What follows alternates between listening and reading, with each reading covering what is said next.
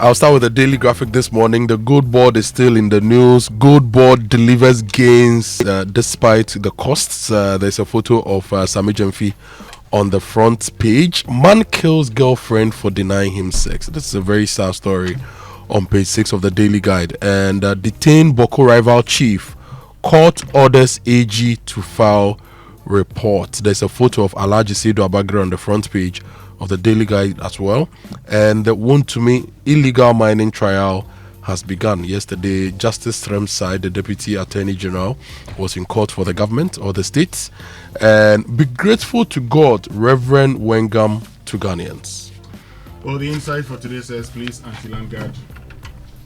The insight for today says, police anti-land guard unit naps 6 notorious land guards at Trasacco. Gold board evaluating the macroeconomic effects on Ghana's economy 1 year on. Now that's an article, a publication by Professor Ebo Texan, Professor Jeke Dakon, and one other person. I will share the details with you later. The U.S. hawk swoops on Maduro. Eyes oil as ransom. It's also on the front page with a photograph, free Maduro now. Errata Group CEO supports widows, disabled and elderly in Kumewu, and family rejects alleged political sponsorship in Nungwa land dispute. If we go to the National Enquirer, government settles 1.47 billion energy debt, restores World Bank guarantee. This story came out yesterday, and in the course of the day, I saw different opinions on this. Even former ministers were posting about this, saying that this is nothing new, because under the previous government, they also did same. And then people who served in the previous government, some people then said that showed that they didn't take proper PR seriously. Because if they did these things consistently, they should have also communicated it forcefully, like Ato Forsin is communicating it. It was an interesting debate on social media. No, it was. But you see, around this time, a lot of things are working for the government. So whatever the government puts out there is received well by the citizenry. And so yesterday, a lot of people, took to social media, first of all, indicating that, what is it with this government that they seem to be doing everything right? And then you got the previous administration coming into it. You also paid. And some people were also on social media saying, why didn't the previous government tell us all the things that they did? So here we are today. A lot of the domestic gold purchase program that has been, yes, there are losses, but transactional, cost trading losses here and there. The governor has been talking about how Parliament must come in. All of us must get to the table to decide how to go about it. But it's good that we're having conversations about these. But somebody sent a message, and he wants to know: does it mean that all the legacy debts we know have finally been cleared? No. So the third legacy debts, the energy sector legacy related debts, the busts related legacy debts, all those, because it says government settles 1.47 billion energy debts, right? This is power generation related stuff. But I want to know, in our energy petroleum sector, Joy legacy issues. Joy Research yesterday, after the research, realized that we still owe some $700 million. So we've not settled all of it. In which categories? We owe the IPPs still. We still owe them. We've not paid everything. It will be interesting for the Ministry of Energy to give us a breakdown of all legacy debt issues. The ESLA related ones, everything, and tell us, this institution owed this, we've cleared. This institution owed that. This is the way forward to ensure that we don't accumulate any further debts and create any other avenue for any legacy debt again. It will be very interesting. So, Mr. John Jinapo, Honorable MP for, is it Yape Kuso? Yape Kuso. Yes, please. If you can, if your ministry can do that, that would be really, really helpful. Now, or Richmond Roxon, who is the communication specialist. Yes. Richmond, if you can do that as well, we'll be very, very happy. I drove through Aomasu anyway over the weekend to see the Ameri plant. Yeah, is it Ameri or AXA? Ameri. Okay. I saw the plant. It looks good, and I believe it's going to change Aomasu, because now a lot of people in the energy space are going to buy land and build and do all sorts of side businesses in that space. It's good for the Kumasi economy. Now, more stories. KGL welcomes contract review, reaffirms commitment to value delivery for NLA and GRA. And Elvis Efriye Ankara says that faith leaders should serve the nation through prayer and action. The Lands Ministry is to crack the whip. They are moving to revoke licenses of 50 large-scale mining firms. And DVLA Defense Vehicle Registration Reform dismisses claims of contract irregularities. Now, SNITS has also raised their minimum monthly pension to 400 Ghana cedis. That's the story on the front page of the newspaper. So those are some really. What will 400 Ghana cedis do to the man on retirement? 400 Ghana cedis. Abba. You earn what you contributed. Yeah, but that's why we should pay people well in this country. Exactly. We should pay people well. I mean, part of the thing SNIT should be telling government is that government, we need to pay people well, because a lot of the people are not well paid. So when they go on retirement, and they suffer. Are there people who work in the government system who earn so low that they have to earn 400 cedis when they go on pension in the government system? Some of them can. You know why? Because a lot of the people actually are on. Whenever they're fighting for salary increases, they're fighting for allowances, not their basic salary. Base pay. And SNIT will use your basic salary, your basic pay, to calculate your retirement benefit. So what you must do is that when you go the next time, make sure that. So there was I was told the last time, there was a medical doctor who complained when he went on retirement that no, I was earning this. When they checked, he said, but your basic pay was this amount. Yes, you were earning a lot, but a lot of them were allowances, which didn't your employer didn't pay your contributions based on. So you see, that's why we must all be interested in our basic salary, in the base pay.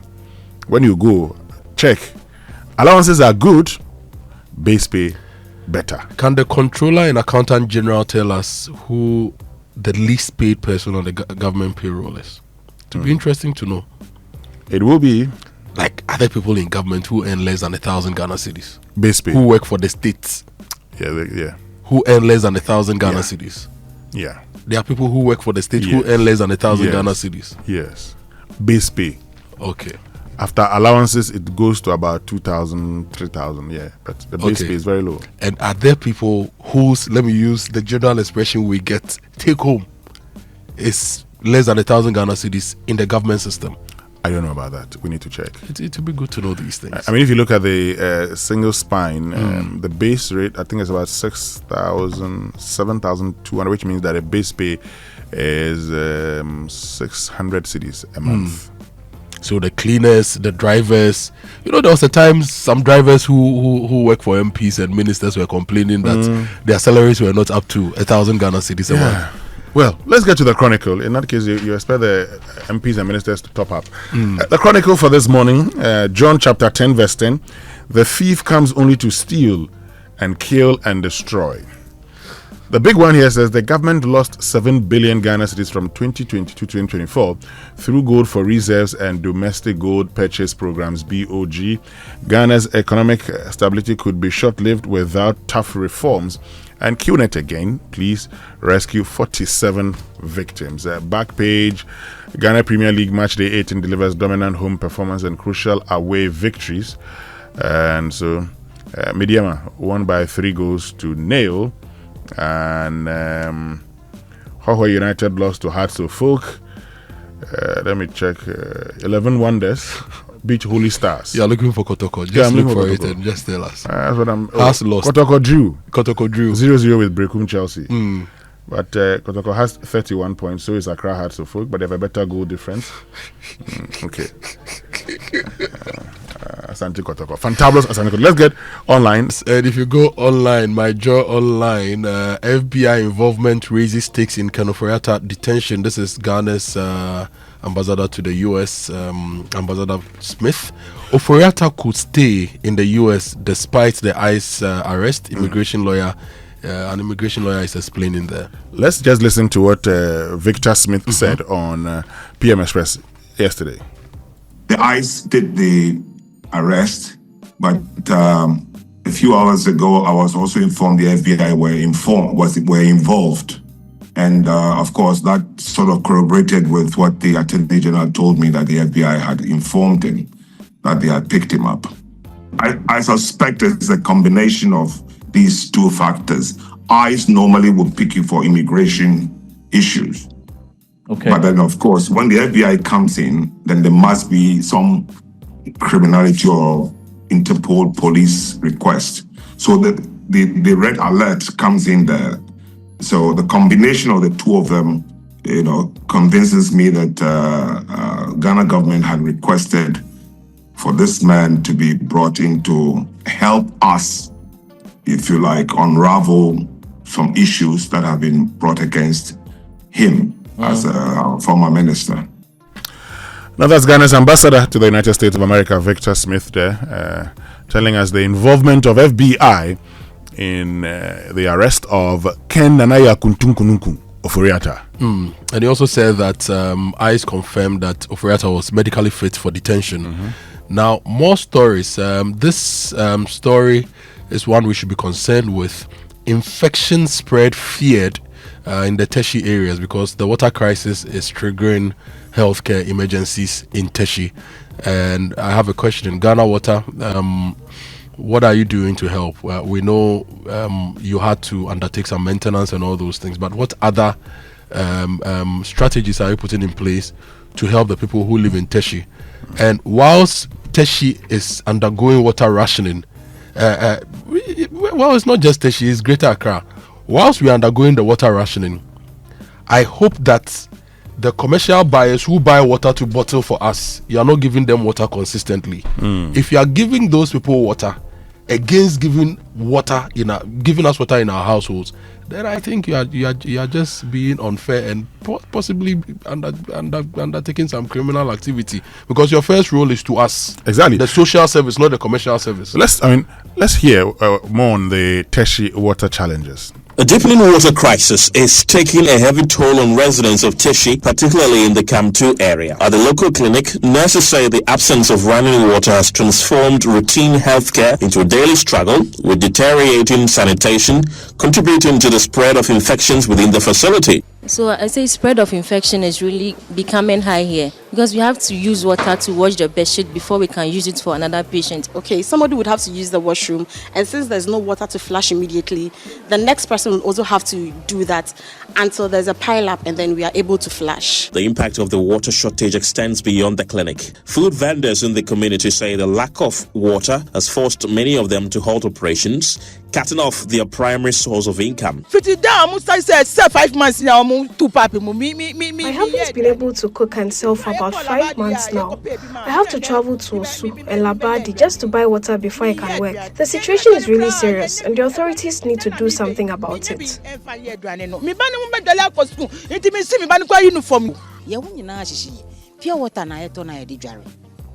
We are bleeding because we have to buy sachet water for domestic use. I've stopped cooking because I don't get water. I can't use unhygienic water to cook and sell. So for now, I've stopped working.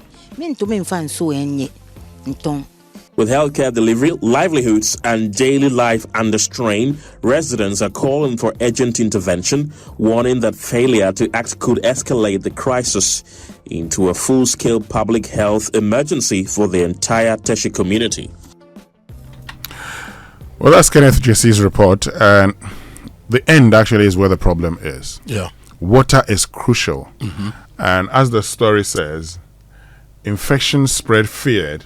Teshi water crisis triggers healthcare emergency. Now, the CHIPS compound there, the nurses even have to go and fetch water for use. And the expectation would be that certain facilities would be giving water. Yeah. Okay? So that they could use. Now, this is it for me. Water is a necessity. And so the Ghana Water Company should be able to supply us with water. Yeah. Without necessarily thinking about profit making. Of course, the losses too must not end up in someone's pocket. Yeah. But we should have water. So people complain for 5 months. My goodness. You'd have to move from Teshi to Labadi and Osu just to get water. You know, Kofi, sometimes I talk about the whole of government approach, right? And forgive me if I like doing that too much, but I don't see why sometimes we have an opportunity to do better and we still want to stay in our mediocre ways. You are producing water at Pong. For some reason, you can't pump water to all homes, okay? The main means of transporting the water is through the pipelines. If you cannot pump the water, let's find water tankers and use them to bring water to people. You may say that Ghana Water does not have enough tankers, but we know that based on the historical systemic edidija in the system, there are enough water tankers in the system. If you don't have enough, you can even go to drip and say your water tankers.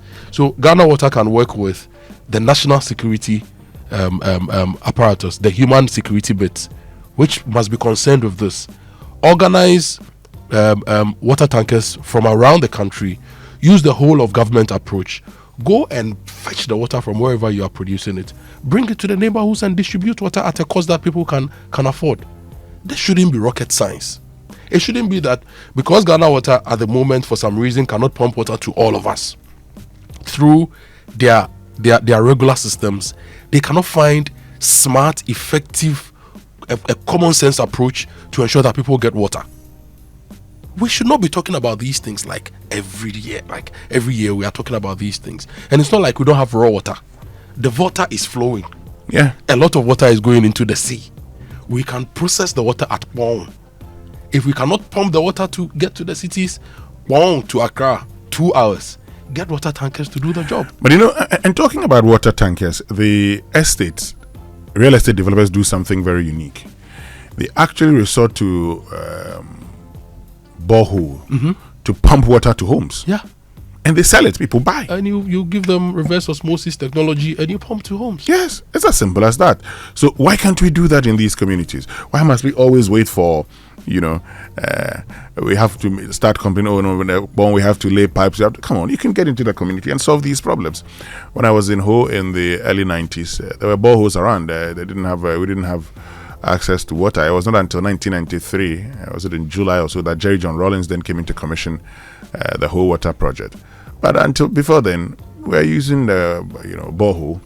You go and fetch the borehole, and then you go. The argument against boreholes in coastal Accra is that the water is very hard. So if you fix boreholes, you must fix a lot of RO systems for these boreholes. So maybe you don't want to do that. One is 2 hours away. We bought thousands of machines, which includes hundreds of water containers, water trucks. Let's be smart. Let's use what we have to solve our national problems. Exactly.